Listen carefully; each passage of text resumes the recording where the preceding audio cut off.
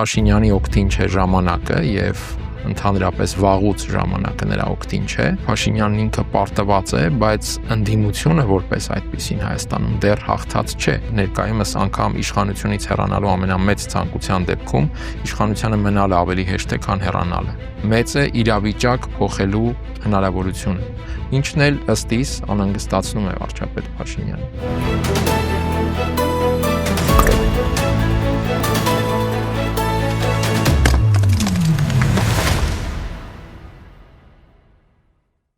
Բարև ձեզ, դուք դիտում եք հարցեր կան հաղորդումը, այսօր հարցեր կան քաղաքական վերլուծաբան Հակոբ Բադալյանին։ Բարև ձեզ։ Բարև ձեզ։ Շնորհակալ եմ, որ այստեղ եք։ Շնորհակալ եմ հրավերի համար։ Ընդդիմությունը մարդկանց փողոց դուրս գալու կոչ չի անում, ես եմ անում։ Սա հայտարարեց երեկ ազգային ժողովի ամբիոնից Նիկոլ Փաշինյանը եւ իրեն ձայն չտված քաղաքացիներին կոչ արեց դուրս գալ փողոց հեղափոխություն անել։ Դուք ասում եք Նիկոլ Փաշինյանին պետք է, որ ընդդիմությունը ակտիվ գործողությունների դրդվի եւ գնա ակտիվ գործողությունների։ Ի վերջո, Նիկոլ Փաշինյանի ինչին է պետք, որ փողոցը եռա, լինի հեղափոխական միջավայր, հեղափոխական մթնոլորտ, հեղափոխության փորձ։ Ինչով է այդքան մեծ ցանկությունը պայմանավորված Նիկոլ Փաշինյանի։ Մի ճշգրտում, ոչ թե ակտիվ գործողությունների մասին է խոսքը, այլ հապճեպ գործողությունների, պահի տակ թելադրված որոշումների, որովհետև կարելի է գործել հանդարտ, սթափ հաշվարկով, բայց դարձյալ ակտիվ։ Մեզ մոտ ակտիվ բառը միշտ ասոցացվում է փողոցային ինչ-որ բուռն պրոցեսների հետ, բայց միշտ չէ, որ ակտիվությունը կարող է դա ենթադրել։ Այո, իմ գնահատմամբ Նիկոլ Փաշինյանին անհրաժեշտ է, որպեսզի ընդդիմությունը անցնի հապճեպ գործողությունների, կայացնի հապճեպ որոշումներ եւ գործի կարճաժամկետ հաշվարկներով, իրավիճակային որոշումներով, որովհետեւ Փաշինյանի օգտին չէ ժամանակը եւ ընդհանրապես վաղուց ժամանակը նրա օգտին չէ եւ առավել եւս այդ ոչ օգտին ժամանակի ընթացքը արագանում է այս ընտրությունից հետո, երբ նա բացարձակապես չունենալով իրական հաղթանակ իրեն հռչակում է բացարձակ հաղթանակի տեր։ Ես կարծում եմ ամենևին ոչ լավ օրից,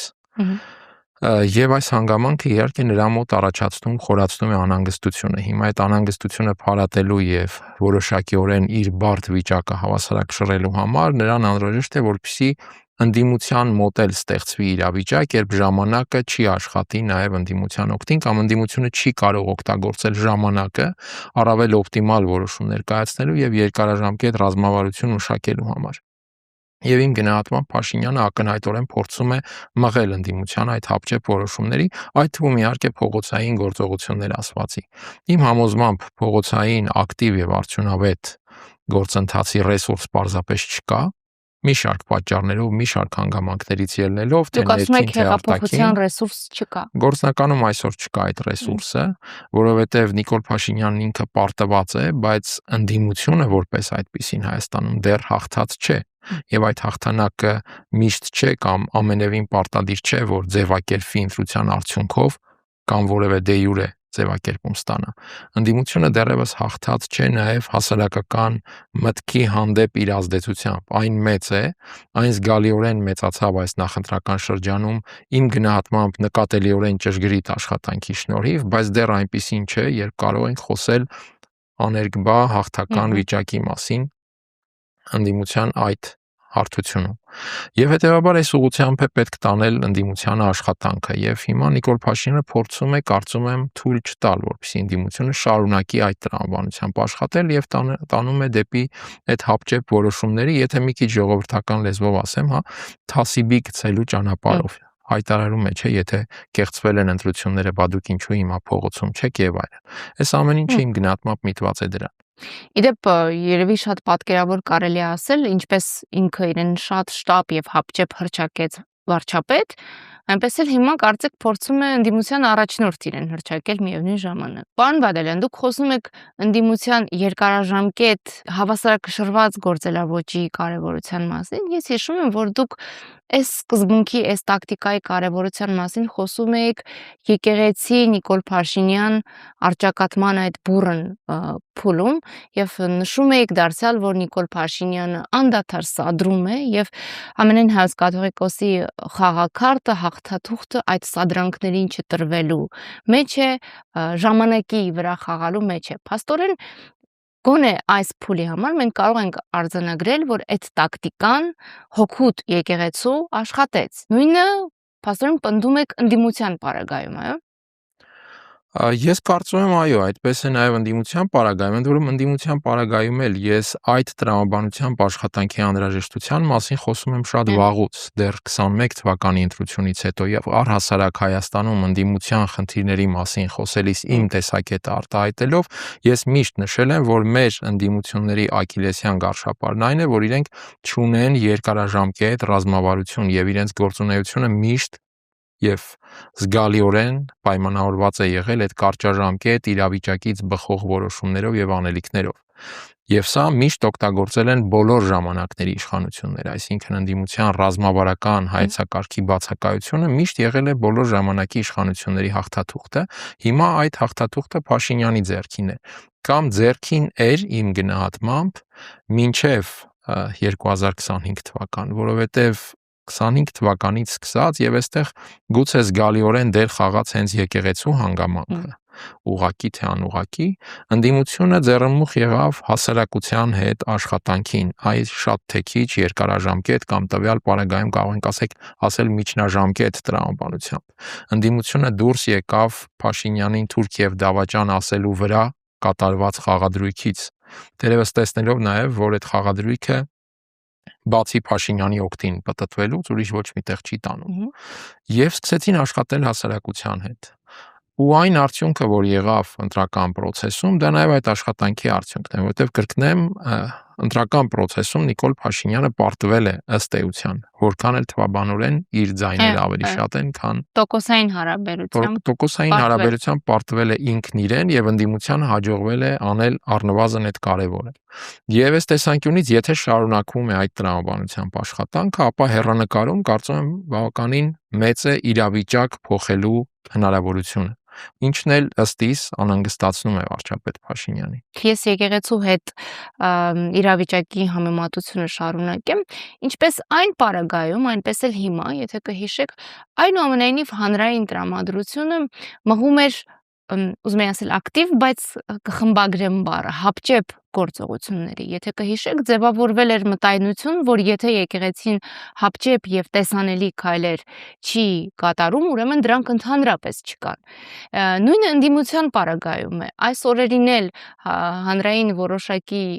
հիմնավոր տրամադրություն այնուամենայնիվ ստեղծվել է ակնկալիք ընդդիմությունից հապճեպ գործողություններ, տեսանելի գործողություններ անելու,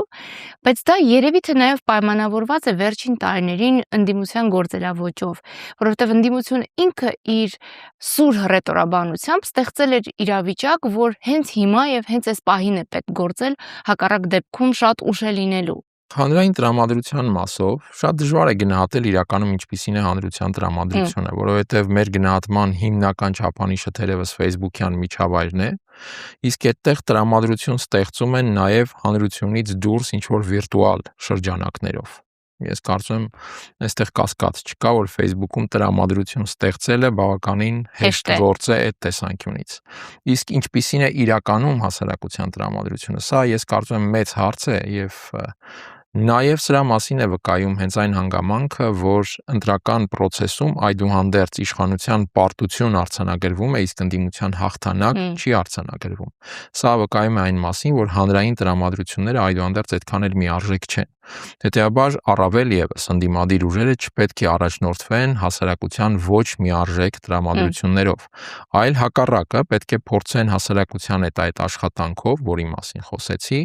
նախ առաջին հերթին հղկել եւ ֆիլտրել տրամադրությունները, հասկանալ ինչպիսին է հանրային օրգանիզմում վիճակը, աշխատել դրա հետ արդեն ռացիոնալ առաջարկներ անելով հասարակությանը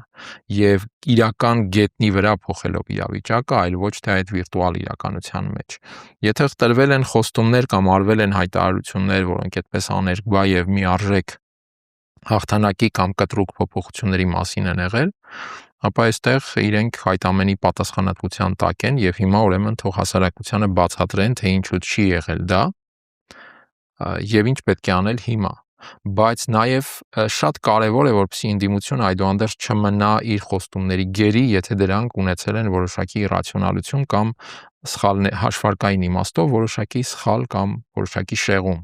Առավել ևս նախընտրական տրամաբանությունը կարող է ենթադրել հասարակության մեջ ինչ-որ տրամադրություններ առաջացնելու այդպիսի հռետորաբանություն, բայց դարձյալ, երբ դիտարկում ենք իրավիճակը երկարաժամկետ իմաստով, ապա հասկանում ենք, որ այստեղ պետք է գործել շատ ռացիոնալ եւ հասկանալ, թե ընդհանրապես Հայաստանում ինչպիսին է վիճակը, բայց նաեւ ինչպիսին է իրավիճակը Հայաստանի սահմաններից դուրս, որովհետեւ ցավոք պետք է խոստովանենք, որ Հայաստանի ներքին զարգացումները այսօր, ես կասեմ նույնիսկ ավելի շատ կանխորոշվում կամ ձևավորվում են արտաքին ազդեցությամբ, քան հասարակության ներքին տրամադրություններով։ Ցավոք սրտի ինստիտուցիոնալ առումով չկայացած հասարակական կյանքը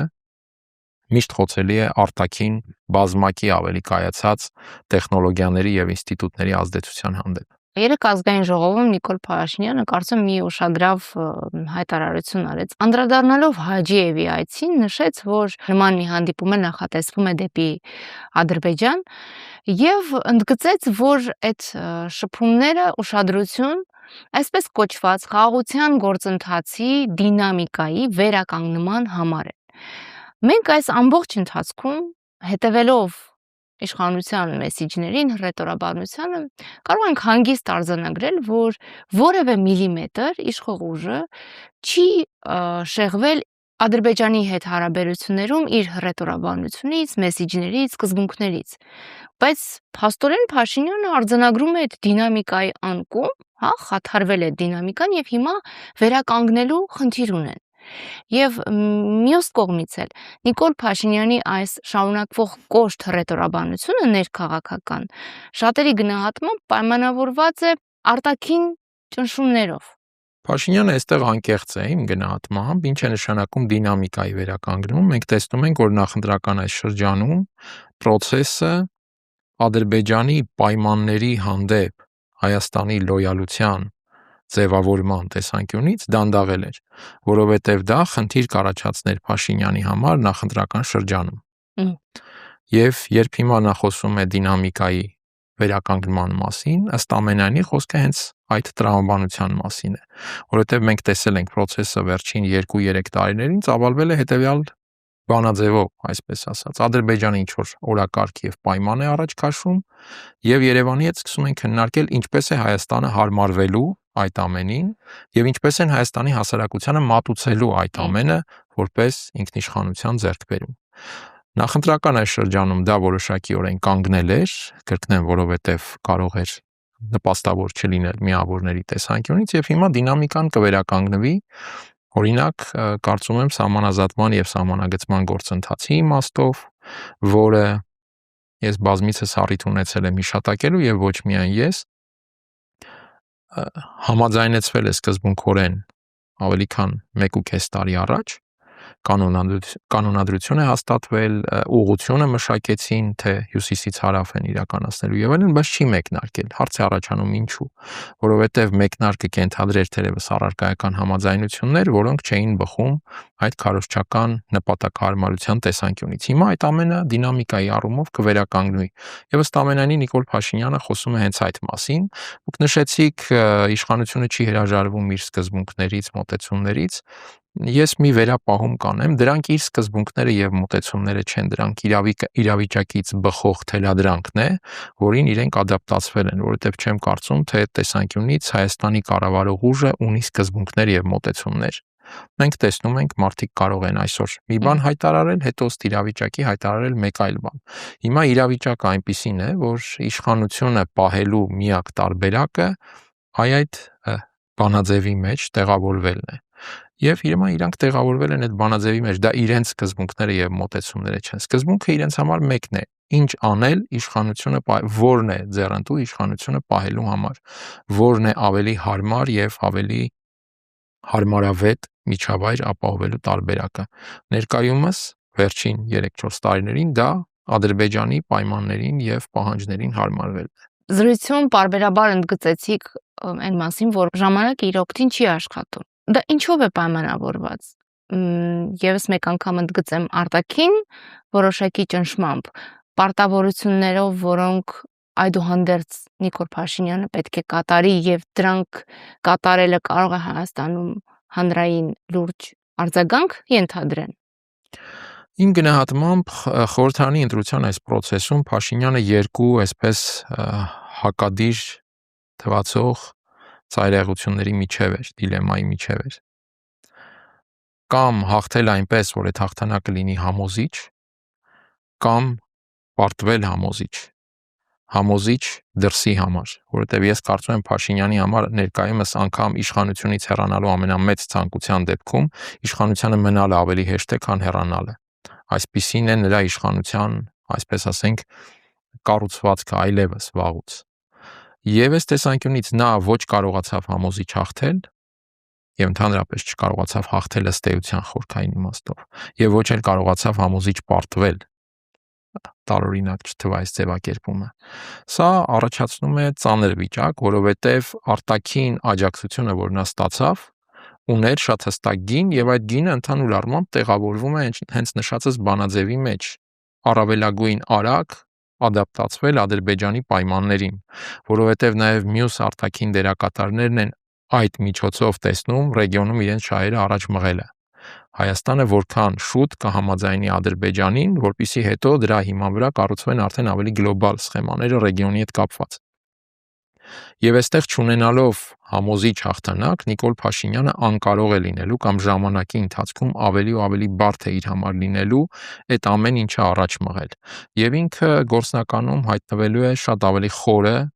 ակցանի մեջ, կարող եմ ասել, արտաքին եւ ներքին այս իմաստով։ Ձեր գնահատմամբ ինքը արդեն պարտության փոսի մեջ է խոր։ Անկասկած, եւ դա խորանալու է։ Ինքը վաղուց է դրա մեջ, նույնիսկ ընտրությունից առաջ։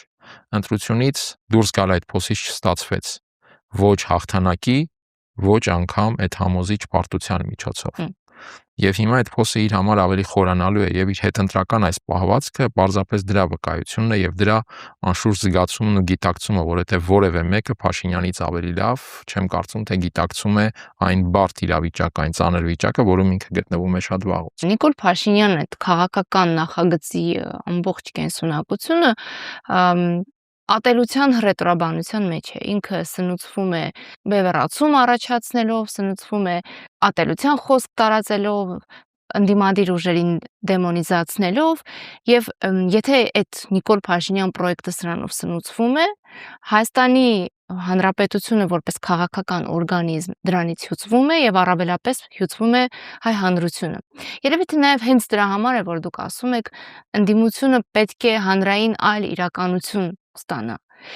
Դրա ճանապարհը ո՞րն է, բացառապես սեփական օրակարգ ձևավորելը եւ անշեղորեն այդ օրակարգին հետևելը։ Զգալիորեն այո, իմ կարծիքով։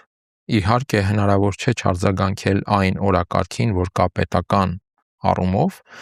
իշխանության օրակարգին նաև, այստեղ օբյեկտիվ հանգամանքներ կան, բայց գլխավոր անելիքի տեսանկյունից ընդդիմությունը այո պետք է հասարակության հետ աշխատանքով փորձի ձևավորել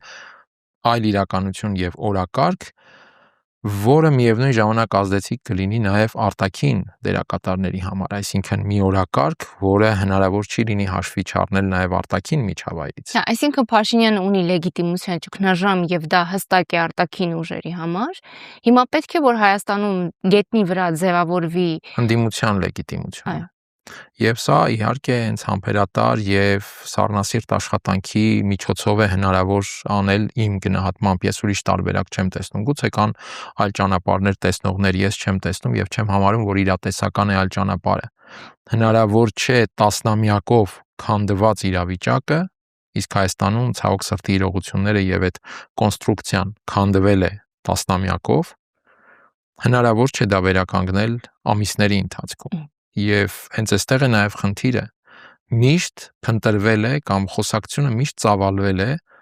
ամիսներով եւ անգամ երբեմն շաբաթներով վերականգնելու տրամաբանության մեջ։ Հնարավոր չէ։ Եթե դու հենց սկզբից իրատեսական ճանապարհային քարտեզ չես պատկերացնում խնդիրը լուծելու տեսանկյունից, ուրեմն հնարավոր չէ այդ խնդիրը լուծել։ Այս համատեքստում կարծեք դուք դրական եք գնահատել Սամվել Կարապետյանի վերջին հայտարարությունը ընդդիմությանը կոնսոլիդացնելու եւ նախ եւ առաջ ձեր գնահատմամբ պատասխանատվությունից չխուսափելու, այո։ Այո, առաջին հերթին այն իմաստով, որ Կարապետյանը ընտրությունից հետո հանձնառություն, պատասխանատվություն իր վրա պահում է։ հատկապես այն պարագայում, երբ գիտենք նա ինչ շեշտադրումով էր մասնակցում ընտրությանը, որ ինքն է հաջորդ վարչապետը, սա իհարկե կարող ենք համարել նախընտրական այդ նշածս տրամադրության մեջ, տրամաբանության մեջ, բայց շատ կարևոր է, որ նա այո պահում է հանձնառությունը եւ պատասխանատվությունը հետընտրական իրավիճակում դերակատարության իմաստով։ Այստեղ գլխավոր խնդիրը դառնում է այն, թե ինչ տրամաբանությամբ պետք է ծավալվի այդ հետընտրական ընդդիմադիր կոալիցիայի ձևավորումը, շատերը կհամարեն կամ կպատկերացնեն, որ սա պետք է լինի փողոցային շարժում գեներացնելու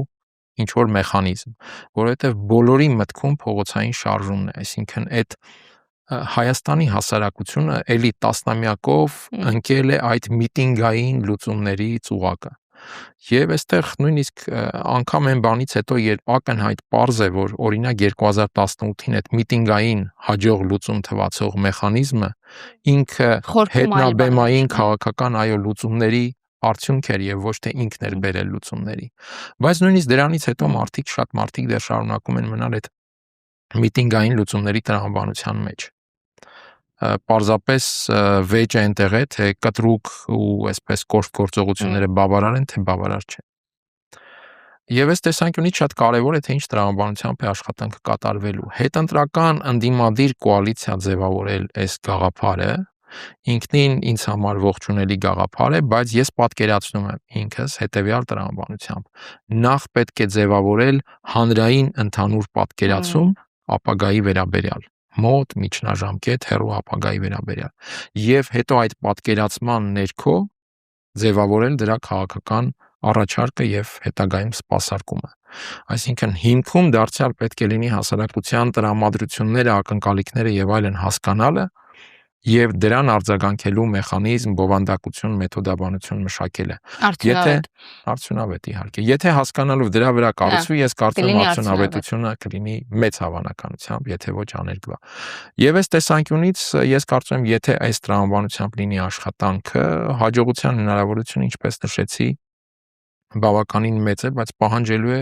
ես այս ձևակերպումը շատ եմ օգտագործում ընտրությունից հետո ընդդիմության անելիքի մասով, պահանջելու է ռազմավարական համբերատարություն ընդդիմությունից եւ նաեւ հասարակությանը այդ որակով օժտելու կարողություն ու հմտություն։ Եթե ամփոփենք այս պատկերը, ստացվում է Նիկոլ Փաշինյանի քաղաքական ժամանակը մտահոգիչ է հենց Փաշինյանի համար։ Ընդդիմության դեպքում այդ ժամանակը կարող է օգտակար լինել։ Դուք նաև ընդգծում եք, որ շատ կարևոր է, որ ի վերջո Հայաստանի ճակատագիրը առանձնացվի Նիկոլ Փաշինյանի ճակատագրից։ Այնուամենայնիվ Հայաստանը ունի ժամանակ մանևրելու եւ